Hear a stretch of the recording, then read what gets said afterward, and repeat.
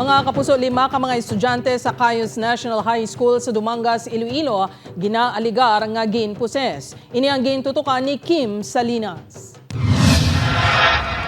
Kahapon sang hapon sa ginpahayag hinali nga naglain ang aktwasyon sa 5 ka grade 10 students sa Cayos National High School sa Dumangas. Suno sa Dumangas MDRMO, pag-abot nila sa bulutuan may mga nagwaras. Ang iba naman ang nagalupay-pay kag nalibong. Doon di man nila makuha sa hospital, ito siyempre do spiritual healing ang kinanglan malasan ay mana. Nag-insist man dito ang aton sa schools nga dito na lang sa ila office bala. Mga pawayway. Ginaaligar nga ginposes sa mga estudyante. Isa diri si Elias Nene. Hinali na lang kuno nga naglain ang iya pamatsyag. Nangguba niyang balay ko tapos na sir hibi lang ang hibi ko na ako. Pagasinggit nga sir nagahulag nga bala nga dumanakit dito. Ning na ko nila ning kaptan ako nila. Sa akong personal niya possession.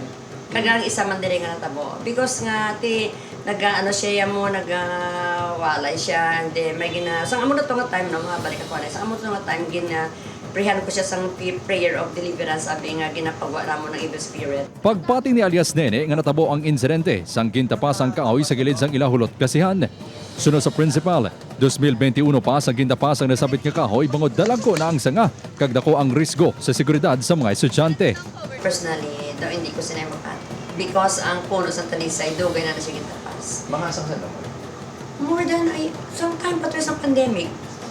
Wala, since that time na sa pandemic, because kay gina-prepare na mo ng school bala, kay grabe ang mga sangaya kadalag ko. So it's very, risky para sa kabataan. Bangod sa natabo, plano sang pamunuan nga pambindisyonan ang bulutuan kag maghiwat sang Bible study apang hindi man mandatory sa mga estudyante. Suno sa isa ka exorcist priest sang Archdiocese of Haro, nagapati ang simbahan sa posesyon.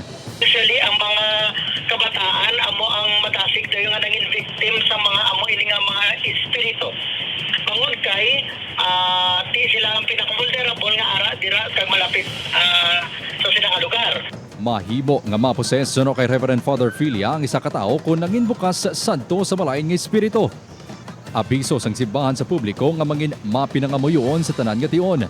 Samtang plano naman sang Dumangas RHU nga maghimo sang kaugalingon nga investigasyon agud matumot kung anukid ang natabo sa mga estudyante.